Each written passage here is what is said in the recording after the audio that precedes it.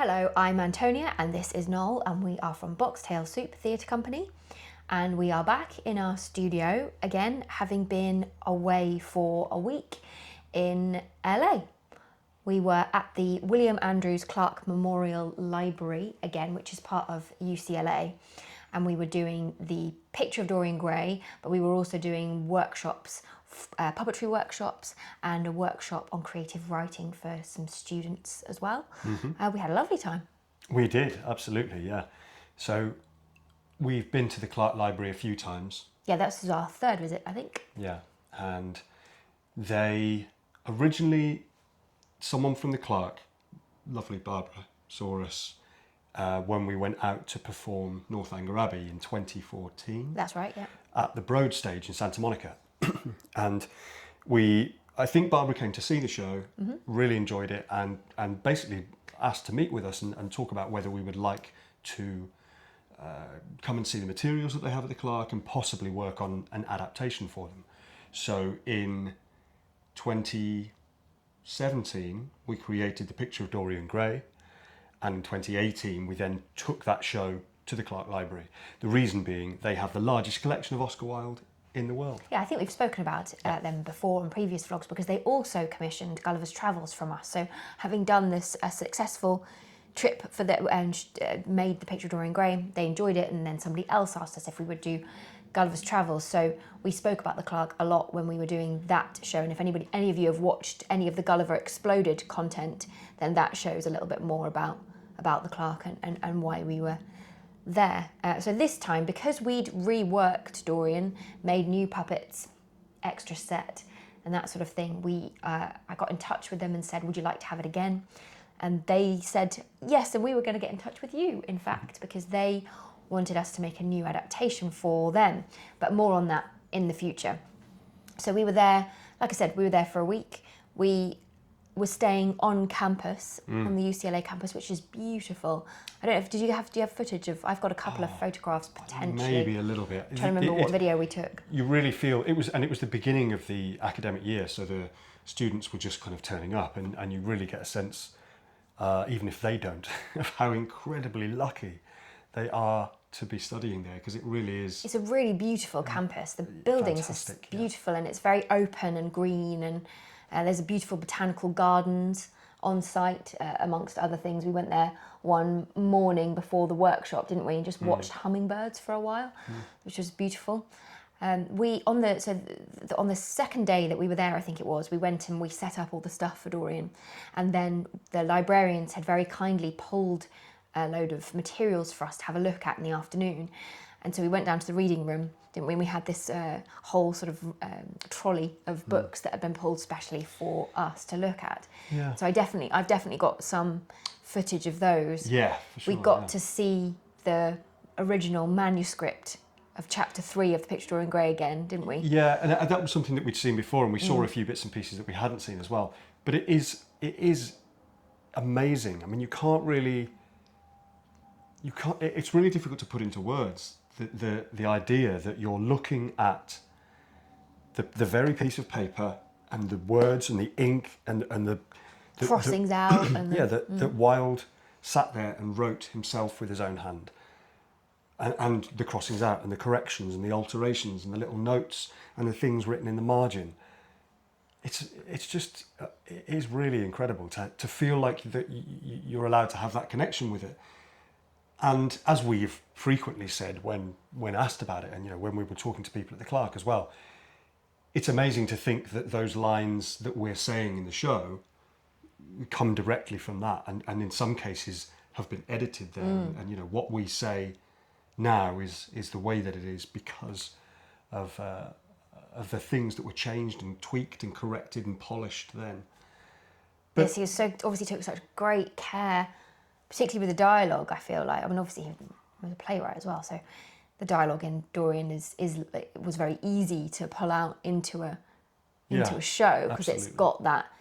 It's a bit like Dickens. I always feel like Dickens has the same feel, where the dialogue sings. You don't, and actually same with Austen. Anyway, whatever. Yeah, going but off on a tangent. To touch that, and to see it and to flick through it, and is really amazing.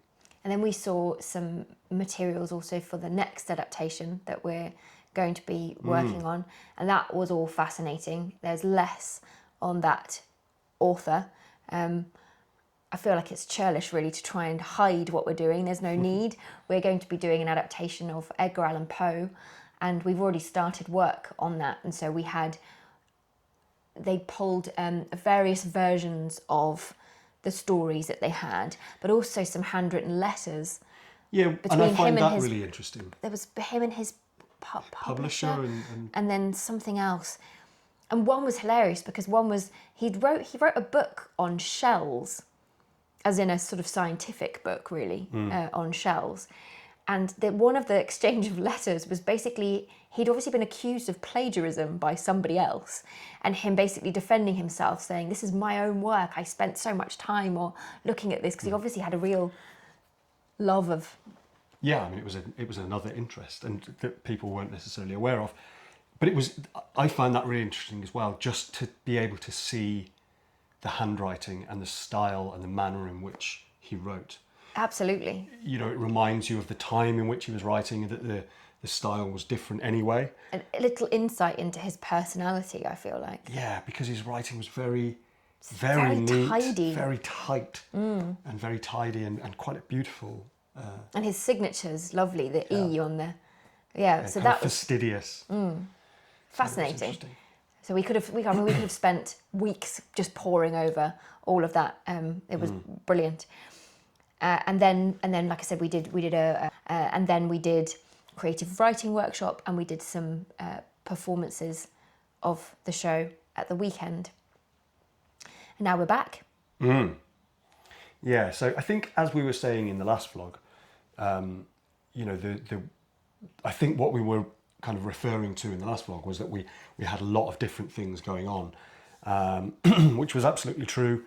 So we were preparing for that visit and making sure that we had everything packed. And as ever, you know, it's always a challenge to pack everything up and to take everything on the plane and to make sure it all arrives and is packed safely. So now we're back, and we've basically got a very short turnaround, because we've got a week back home before we then take a different show to Shanghai. Yes, we're taking Alice's Adventures in Wonderland to Shanghai. So behind us is all of that stuff, which we're just slightly modifying a few bits so that they travel better, a little bit lighter and that sort of thing. So we've got those to finish off today. And then we leave on Tuesday, I think, next week. And then we're there for 3 weeks doing shows there at Shoei Art Space for Families, which is where we were last June, I think it was, doing The Wind in the Willows. It's a lovely art space. We're looking forward to visiting them again. Yeah, we are. And it's safe to say that we've no idea what day it is, what time it is, and anything like that. And I think that'll be worse next week, but that's fine. Yeah, so I mean, it's a privilege to be able to, and a pleasure to be able to go and to do these things. And we're really, really pleased as well that the Clark have asked us to create something else with them, and that they want to continue that relationship, because it is a special place, isn't it? Yeah, it's really special. It's a very unique.